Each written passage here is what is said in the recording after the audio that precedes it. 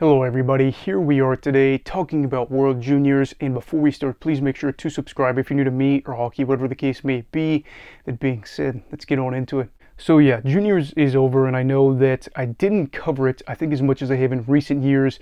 With the games being on at some weird times, it was just weird to cover, plus I had some other videos that I ended up doing in that time. However, I did watch multiple games, and I did still want to talk about it. I didn't plan on doing 3 videos today, but with the news of Nylander signing that extension, did a video over that, did a video over the Sharks and the recent bad stretch, so we're talking about the video I plan on doing today, talking about the tournament and a little bit of a summary. So with this, you of course would see Team USA go on to win. They played 7 games, they won 7 games, and they would win for the first time since 2021. They played the host country in Sweden, and this was a big deal. Game obviously had a lot on the line because whoever wins it gets gold, and for Sweden, they weren't able to get the job done. They lost 6-2. Would have been the first time that they had won gold since 2012. However, they will be coming home for silver for the first time, I believe, since 2018. Heartbreaking, but at the same time, to be able to host it and to be able to be in the gold medal game is a big deal. So there's that. As for Czechia, they end up claiming bronze by beating Finland 8-5. Just a good thing for this country. I know that there have been some historic players that have come out of here and gone on to play in the NHL, but for a long time, like 17, 18 years, something like that, they hadn't got any medals up until last year. Of course, won silver where they played the Canadians, and then they lost that game, and they end up again backing it up with the bronze this year. A good thing, and I'm hoping that this can again continue to bring kids up from the youth of the country to be able to be more and more invested in hockey. Obviously, there are professional hockey leagues over there. However, when you go almost 20 years without winning a medal, I imagine that could play an impact on how invested some kids could be.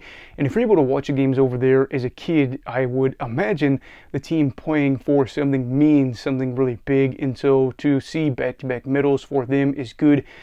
Finland, of course, played in the game and lost, but they played a really fun game against Sweden, which I think they beat the Swedes and the shootout, because I'm pretty sure I watched that game and they pulled the goalie. That was still fun, and there's that. In other news, obviously you had the Canadians that did not perform the way that they were hoping they would perform.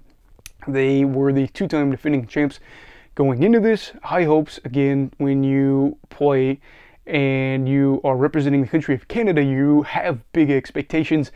They weren't able to back it up as they lose in the quarterfinal to the Czechs. I think they're still called Czechs, even though the country's called Czechia instead of the Czech Republic. But anyway, yes, they lose to the Czechs.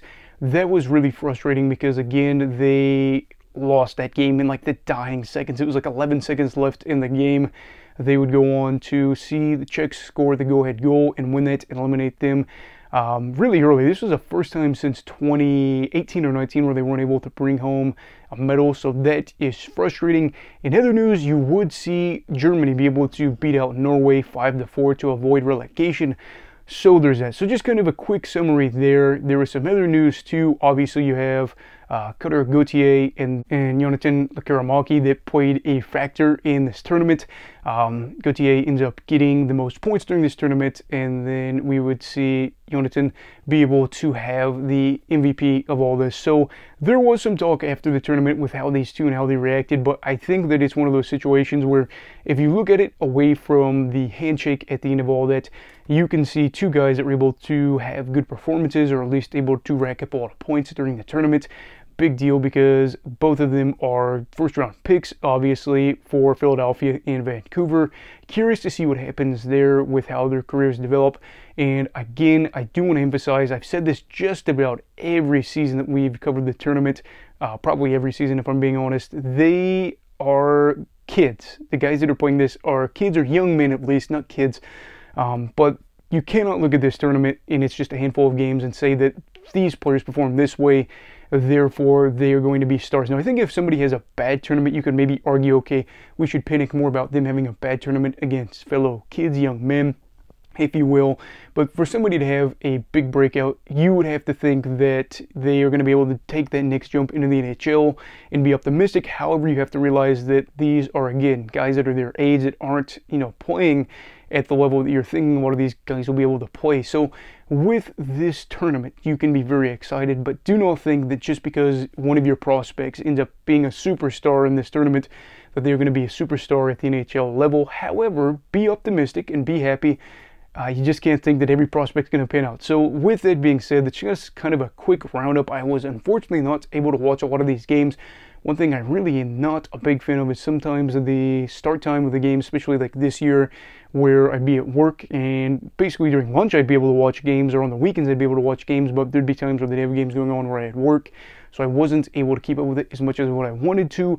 But either way, still had fun, got to watch the games. I'm not as invested as some other people are because, again, I don't really buy into the tournament being the next step in showing what these guys are going to be.